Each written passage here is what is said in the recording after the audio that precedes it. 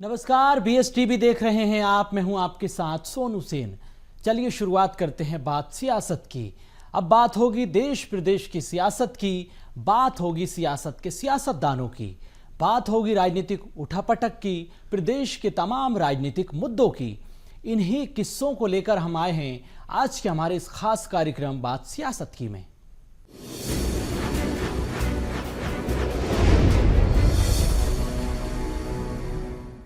मध्य प्रदेश की राजधानी भोपाल को झुग्गी मुक्त किया जाएगा। मुख्यमंत्री डॉक्टर मोहन यादव ने इसको लेकर खास प्लान तैयार कर लिया। अधिकारियों को महत्वपूर्ण निर्देश भी दिए हैं। सरकार गरीबों को झुग्गी से हटाकर अब उन्हें फ्लैट में शिफ्ट करेगी। इसी को लेकर काम हो रहा है। शहर के प्रमुख झुग्गी स्थलों को चिन्हित किया जा रहा है।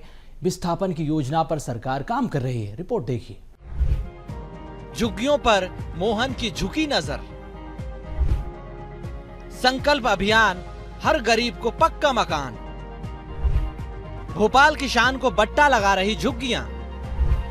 झुग्गी मुक्त अभियान, सीएम का संकल्प अभियान। भोपाल में झुग्गी वासियों को मिलेगा पक्का मकान। झुग्गियों से लोगों को फ्लैट में किया जाएगा शिफ्ट। सीएम मोहन ने दिए अधिकारियों को निर्देश। शहर के बीच करीब 300 एकड़ में झुग्गियां। 14,000 फ्लैट बनाने पर मोहन सरकार का फोकस। भोपाल देश की सबसे सुंदर राजधानियों में से अग्रणी है, लेकिन यहाँ की झुग्गियां शहर की साख और खूबसूरती को बट्टा लगाती हैं। प्रदेश के मुख्यमंत्री डॉक्टर मोहन यादव ने इसके लिए खास प्लान तैयार कर लिया। मुख्यमंत्री ने झुग्गी मुक्त भोपाल का संकल्प लिया है। मुख्यमंत्री ने अधिकारियों से झुग्गियों को हटाने के लिए पूरी कार्य योजना बनाने के निर्देश दिए। मुख्यमंत्री ने कहा कि झुग्गियों में रहने वाले नागरिकों को सड़क पर नहीं लाना है। उन्हें कोई परेशानी नहीं होना चाहिए। पहले उनके निवास के लिए भवन तैयार किए जाएं, उसके बाद उन्हें विस्थापित करके झुग्गियां हटाई जाएं। एक तो भोपाल को यहाँ जो झुग्गी में हमारे भाई बहन रहते हैं, इनको पक्का मकान मिले, इनकी समस्या का समाधान हो। ये झुग्गी मुक्त मध्य प्रदेश में हमारी राजधानी बनना चाहिए। इस दिशा में भी हमने निर्णय किया है। सीएम मोहन झुग्गी मुक्त राजधानी का सपना देख रहे हैं, लेकिन राजधानी भोपाल में कई ऐसे झुग्गीवासी हैं जिन्हें सरकार ने पक्का मकान दिया, लेकिन उन मकानों में झुग्गीवासी नहीं रहते हैं, जबकि उन मकानों के फ्लैट को किराए पर देकर पैसा वसूला जा रहा है। नगर निगम के लिए चिंता का विषय बना हुआ है। सरकार झुग्गी मुक्त करने में लगी हुई है, लेकिन झुग्गी माफिया पनप रहे हैं। भोपाल की जनता से मेरा आग्रह है कि जिनके नाम पर झुग्गी थी, सरकार ने उनको मकान पक्के बनाकर दे दिए। यदि वो अपनी झुग्गी में रह रहे हैं तो झुग्गी की जगह मकान में रहें, क्योंकि भोपाल की जनता को मध्य प्रदेश की सरकार, हमारे देश की सरकार, डॉक्टर मोहन यादव जी हो या हमारे देश के यशस्वी प्रधानमंत्री नरेंद्र मोदी जी, एक ही बात को लेकर जनता की चिंता करते हैं कि हर व्यक्ति का एक सपना रहता है कि उसके सिर पर पक्की छत हो। और पक्की छत बनाने के लिए केंद्र सरकार, मध्य प्रदेश की सरकार योजनाएं लेकर आती है, और वही योजनाओं को हमारे प्रदेश के मुख्यमंत्री जी ने मीटिंग में अपनी इच्छा को व्यक्त किया है। उधर झुग्गी मुक्त अभियान पर सियासी घमासान मचा हुआ है। कांग्रेस का कहना है कि बीजेपी सरकार में भूमाफिया मौज कर रहे हैं। खाली जमीन पर बीजेपी के लोग कब्जा कर रहे हैं। बीजेपी गरीब की रोटी और मकान छीनने का काम कर रही है। निश्चित तौर पर देखिए, सरकार को भारतीय जनता पार्टी की 20 वर्षों से है यह कार्य कर लेना चाहिए था, लेकिन देर आए दुरुस्त आए। सरकार को पहली प्राथमिकता में गरीबों के लिए निश्चित तौर पर घर बनाने चाहिए, लेकिन हम दूसरी ओर देखेंगे कि भारतीय जनता पार्टी की सरकार में माफिया इस कदर हावी है कि जहां खाली ज़मीन दिखती है, भारतीय जनता पार्टी से जुड़े हुए लोग कब्जा कर लेते हैं, उसको औने पौने दाम में बेच देते हैं, सल्टा देते हैं। गरीब के हक में रोटी, गरीब के हक में भोजन और उनके घर पर छत आज कोसों दूर है। गरीब का जो सपना अधूरा रह गया है। केवल अगर वो इस तरह की बातें कर रहे हैं तो सबसे पहले उनको उन ज़रूरतमंद लोगों से बैठकर, तमाम एनजीओ, सामाजिक संस्थाएं, उनसे सलाह करना चाहिए कि आज उनके जनजीवन को कैसे बेहतर बना जाए, क्योंकि तमाम अवसरों पर, तमाम विषय पर हमने देखा है कि सरकार केवल घर उजाड़ देती है और उनके लिए घर उपलब्ध नहीं कर पाती है। उधर भोपाल की झोपड़ियों में रहने वाले लोगों को आशियाने की आस है। भोपाल में सैकड़ों झुग्गी बस्तियां मौजूद हैं। ये सभी शहर के बीच करीब 300 एकड़ में फैली हुई है, जहां से लोगों को फ्लैट में शिफ्ट किया जाएगा। फिलहाल सरकार प्रधानमंत्री आवास योजना के तहत 14,000 फ्लैट बनाने पर काम कर रही है, जिसके तहत झोपड़ियों में रहने वाले लोगों को फ्लैट में शिफ्ट किया जाएगा। इसी अभियान के तहत भोपाल को झुग्गी मुक्त बनाया जाएगा। भोपाल से रंजन भगत की रिपोर्ट। देश भर में बीजेपी सदस्यता अभियान चला रही है। मध्य प्रदेश में भी बीजेपी का सदस्यता अभियान चलाया जा रहा है। बीजेपी ने सदस्यता अभियान के पहले चरण में रिकॉर्ड तोड़ दिया है, पूरी ताकत झोंक दी। पंडित दीनदयाल उपाध्याय की जयंती पर ज्यादा से ज्यादा सदस्य जोड़े गए। इसी के तहत मुख्यमंत्री से लेकर सांसद, विधायक, मंत्री, यहां तक कि प्रदेश अध्यक्ष भी चुनावी मैदान में उतरते हुए नजर आए। लेकिन अब बूथ पर जाकर कार्यकर्ताओं को जोड़ा जा रहा है। आम जनता को पार्टी से जोड़ने की ये अपील, ये मुहिम, ये अभियान अब प्रदेश भर में चलाया जा रहा है। रिपोर्ट देखिए। बीजेपी की मेगा मेंबरशिप ड्राइव, बूथ पर उतरी नेताओं की फौज। मैदान में मुख्यमंत्री ने संभाला मोर्चा। डोर टू डोर पहुंचे बीजेपी प्रदेश अध्यक्ष। मुस्लिम महिलाओं को दिलाई सदस्यता। 1 करोड़ सदस्य बनाने के करीब पहुंची बीजेपी। मध्य प्रदेश में बीजेपी ने पंडित दीनदयाल उपाध्याय की जयंती पर सदस्यता को लेकर विशेष अभियान चलाया। इस अभियान में मुख्यमंत्री से लेकर सांसद, मंत्री और विधायकों ने हिस्सा लिया। बीजेपी ने अपनी पूरी ताकत झोंक दी। इसी के साथ संगठन पर्व का पहला चरण भी पूरा हो गया। पार्टी ने जो टारगेट रखा था, उसके अनुसार कार्यकर्ता को हर बूथ पर कम से कम 100 नए सदस्य बनाकर रिकॉर्ड बनाना था। पहले चरण में बीजेपी 1 करोड़ आंकड़े के पास पहुंच चुकी है। भोपाल की नरेला विधानसभा के सेमरा बूथ पर मुख्यमंत्री डॉक्टर मोहन यादव पहुंचे, लोगों को पार्टी की सदस्यता दिलाई। इस दौरान मुख्यमंत्री ने BS टीवी से खास बातचीत की। उन्होंने कहा कि जनता बीजेपी पर भरोसा करती है, संगठन मजबूत है और आगामी चुनावों में ये साबित करके दिखाया जाएगा, क्योंकि पिछले चुनाव में ये साबित हो चुका है। मध्य प्रदेश देश में सदस्यता को लेकर रिकॉर्ड बनाएगा। नरेला विधानसभा में मेरे साथ माननीय मंत्री विश्वास सारंग जी, हमारे जिलाध्यक्ष सुमित पचौरी जी, सबके साथ सदस्यता अभियान में शामिल हुआ। मुझे इस बात की प्रसन्नता कि हमारे कार्यकर्ता, जैसे मैं इस बूथ पे घूम रहा हूँ, लगभग 64,869 बूथ से ज्यादा बूथ पर सदस्यता का ये अभियान चला रहा है। और यही हमारी पार्टी की विशेषता है कि हर काम को हम सहजता के साथ सामान्य रूप में लेते हैं। मुख्यमंत्री के साथ बीजेपी प्रदेश अध्यक्ष VD शर्मा भी हुजूर विधानसभा के गांधीनगर बूथ पर पहुंचे। यहां पर डोर टू डोर जाकर लोगों को पार्टी की सदस्यता दिलाई। BS टीवी से बातचीत में उन्होंने कहा कि प्रदेश के सभी बूथों पर बीजेपी मेगा मेंबरशिप ड्राइव चला रही है। हर वर्ग के लोग पार्टी से जुड़ रहे हैं। प्रदेश में इस बार सदस्यता के मामले में मध्य प्रदेश नंबर 1 बनेगा। इतिहास के साथ रिकॉर्ड बनाया जाएगा। हर बूथ पर आज मिनिमम 100 सदस्य बनाकर पंडित दीनदयाल उपाध्याय जी को श्रद्धांजलि और उन्हें पुष्पांजलि देकर के आज सभी कार्यकर्ता इस लक्ष्य को पूरा करेंगे और सब लोग जुट गए हैं। सर, चाहे मुख्यमंत्री हो, सांसद हो, सभी पूरी भारतीय जनता पार्टी आज बूथों पर है। 100 सदस्य बनाकर सच्ची श्रद्धांजलि पंडित दीनदयाल उपाध्याय को आज हर बूथ पर भारतीय जनता पार्टी देश में मध्य परिश्रम से देंगे। देश में मध्य प्रदेश इतिहास बनाएगा और उस ओर 80 लाख से ज्यादा सदस्य बन भी चुके हैं।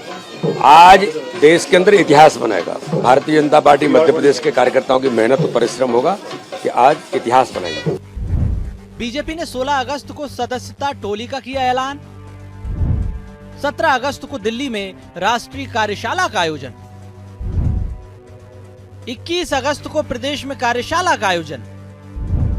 22, 23 और 24 अगस्त को जिला स्तर पर कार्यशाला। 25 से 27 तक मंडल स्तर पर कार्यशाला। 28 से 29 तक शक्ति केंद्रों पर कार्यशाला। 31 अगस्त को बूथ स्तर पर कार्यशाला का आयोजन। 1 से 25 सितंबर तक प्राथमिक सदस्यता अभियान। 1 से 25 सितंबर के पहले चरण के बाद अब दूसरा चरण 1 से 15 अक्टूबर तक रहेगा। अक्टूबर को ही सक्रिय सदस्यता समीक्षा की घोषणा होगी और 16 से 31 अक्टूबर तक सक्रिय सदस्यता अभियान चलाया जाएगा। इसके बाद अंत में 1 नवंबर से 10 नवंबर तक प्राथमिक और सक्रिय सदस्यता रजिस्टर तैयार किया जाएगा। प्रदेश में सत्ता के जनप्रतिनिधियों के साथ संगठन ने भी अपनी पूरी ताकत सदस्यता अभियान में झोंक दी है। बीजेपी प्रदेश प्रभारी डॉक्टर महेंद्र सिंह ने BSTV से बातचीत में कहा कि हर वर्ग और धर्म के लोग बीजेपी की सदस्यता ले रहे हैं। बीजेपी सबका साथ, सबका विकास और सबका विश्वास के भाव से काम करती है। मोदी जी ने सबका साथ, सबका विकास, सबका विश्वास, सबके प्रयास के आधार पर काम करते हैं और इसलिए मोदी जी कोई भेदभाव नहीं करते और इसीलिए हर जाति वर्ग के लोग भारतीय जनता पार्टी से जुड़ना चाहते हैं। मोदी जी का सपना है कि भारत विकसित भारत बने।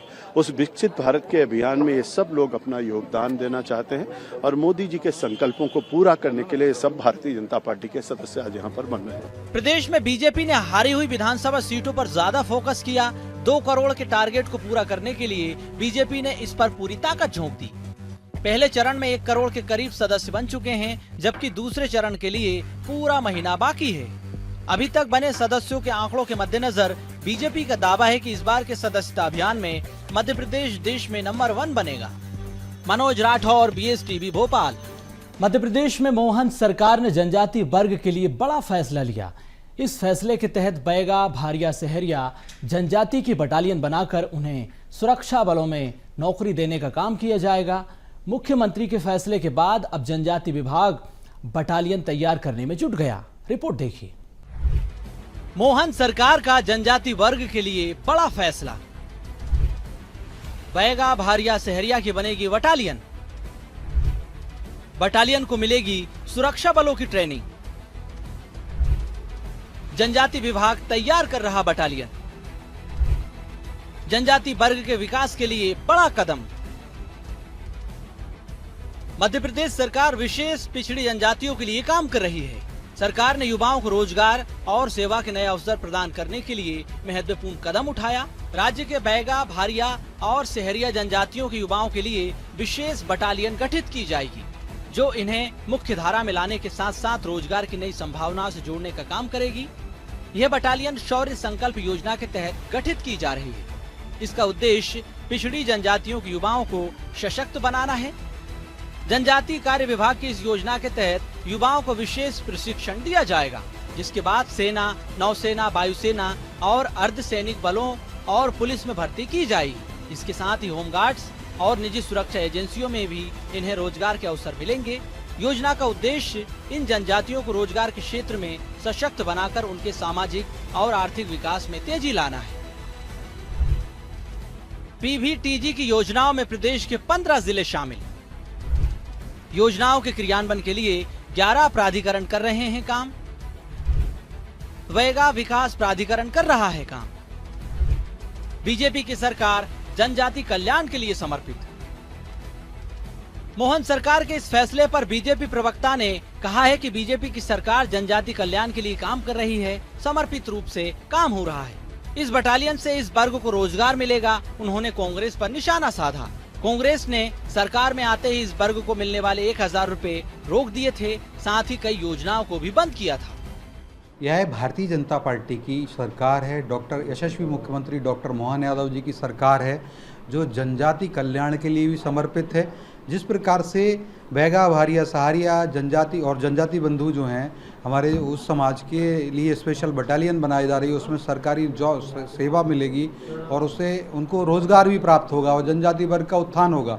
वहीं एक कांग्रेस है जिसने बैगा, भारिया, सहारिया जो समाज की जो महिलाएं हैं, जनजाति वर्ग की जो बहनें थीं, उनको हम 2017 और 18 तक 1000 रुपये प्रतिमाह की राशि उनके प्रतिमाह देते थे उनके बैंक अकाउंट में। तो 15 महीने कमलनाथ जी की सरकार जो गलती से बनी थी, उसमें उन्होंने उनके ऊपर भी कुठाराघात किया था और 51 से ज़्यादा योजनाओं के बंद कर दिया था, जिससे जनजाति वर्ग के कल्याण भी अवरुद्ध हो गया था, उनका विकास भी अवरुद्ध हुआ था। तो कांग्रेस अवरुद्ध करती है, जनजाति वर्ग की विरोधी है और भारतीय जनता पार्टी जनजाति कल्याण को अपना सर्वस्व मानती है। जन जन का कल्याण उनका सर्वस्व होता है। भारत में PVTG समुदाय की कुल संख्या 75 है, जिनकी पहचान उनके आदिम विशेषताओं, भौगोलिक अलगाव और सामाजिक आर्थिक पिछड़ेपन के आधार पर की गई। ये जनजातियां आमतौर पर शिकार पर निर्भर करती है। 1973 में गठित ढेबर आयोग ने इन्हें आदिम जनजाति समूह के रूप में पहचाना और 2006 में इन्हें विशेष पिछड़ी जनजाति नाम दिया गया। उधर सरकार के इस फैसले पर कांग्रेस ने निशाना साधा। कांग्रेस प्रवक्ता भूपेंद्र गुप्ता ने कहा कि सरकार यदि जनजाति वर्ग का भला चाहती है तो उसे पुलिस के खाली पदों पर नौकरी देना चाहिए। सरकार ऐसा करती है तो कांग्रेस उसका स्वागत करेगी, लेकिन बीजेपी ऐसा नहीं करेगी। ये उसकी जुमलेबाजी है। सरकार जनजाति वर्ग के कुपोषण को सही नहीं कर पाई। उनके नाम पर बजट का दुरुपयोग हो रहा है। मध्य प्रदेश सरकार में 50,000 से ज़्यादा पद खाली हैं पुलिस के, भर दो उनकी बटालियन, हम जो है कल ही स्वागत कर देंगे इसका। जो सरकार 20 साल से यहाँ पर सत्ता में है, प्रिमिटिव ट्राइब है, भारिया, सहारिया, बेगा, विलुप्त प्राय जनजाति इनको कहते हैं। इनका तुम जो है अभी तक कुपोषण तो ठीक नहीं कर पाए, जिसके लिए करोड़ों अरबों रुपया जो है केंद्र की सरकार देती, पूरा पैसा खा जाते हो, जिम जाते हो। आज सरकार को ये बताना चाहिए कि 20 साल में जो है बेगा, सहारिया, भारिया का आप जो है कुपोषण क्यों नहीं दूर कर पाए। आप जाइए आज शिवपुरी में, जो हालत आज से 40 साल पहले थी वो आज की ज्यों की त्यों।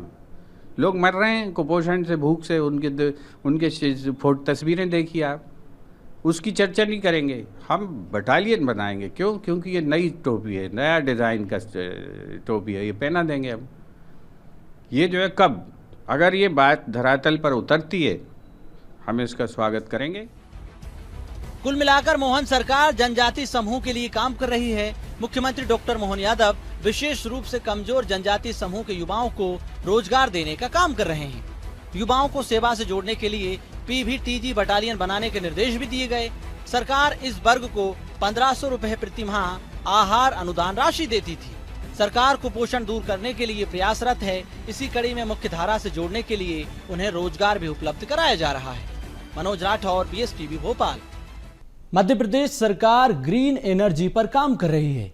मुख्यमंत्री डॉक्टर मोहन यादव का फोकस ग्रीन एनर्जी को बढ़ावा देने पर है।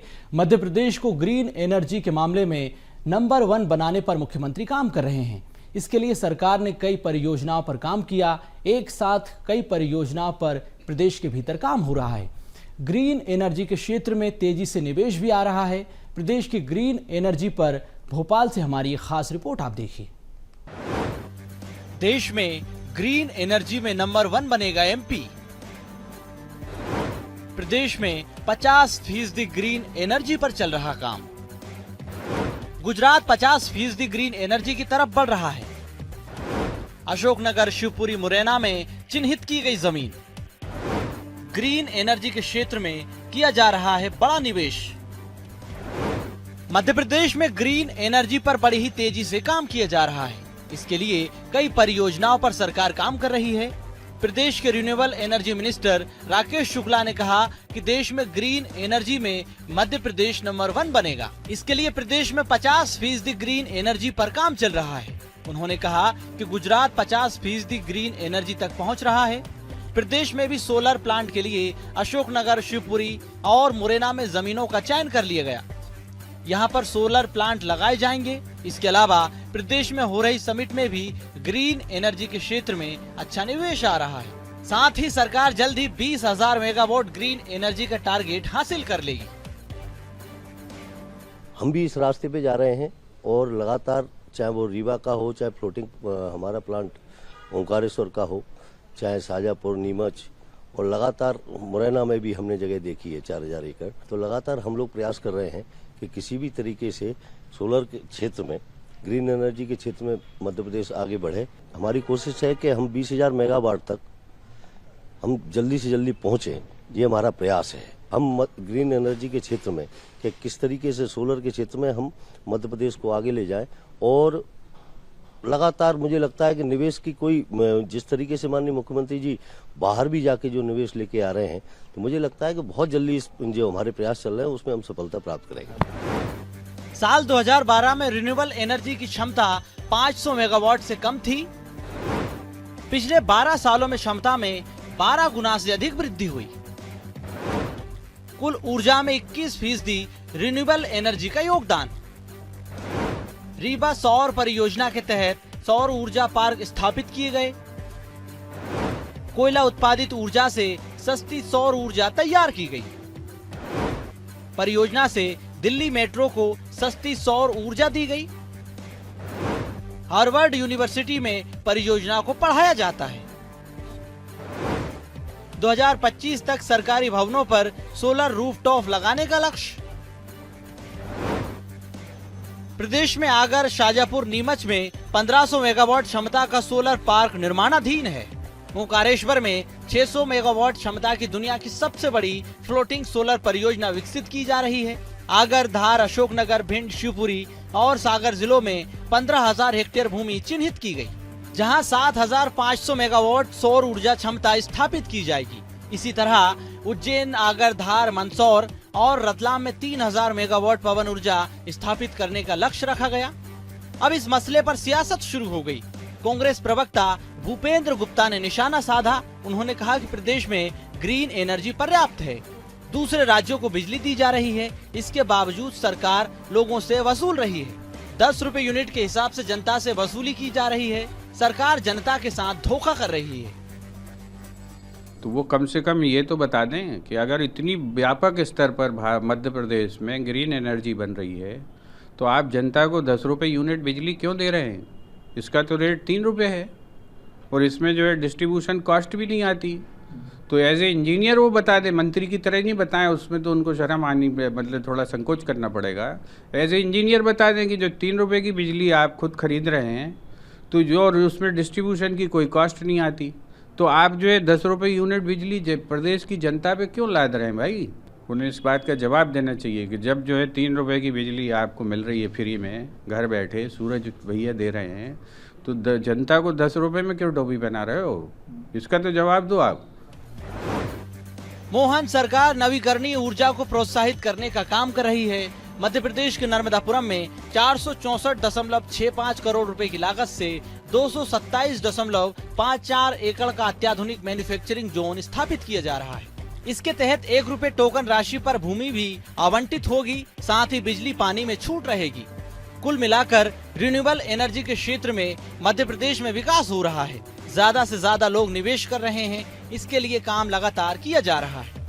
मनोज राठौर, BSTV भोपाल। फिलहाल बात सियासत में इतना ही। मुझे दीजिए इजाजत। आप देखते रहिए BSTV। नमस्कार।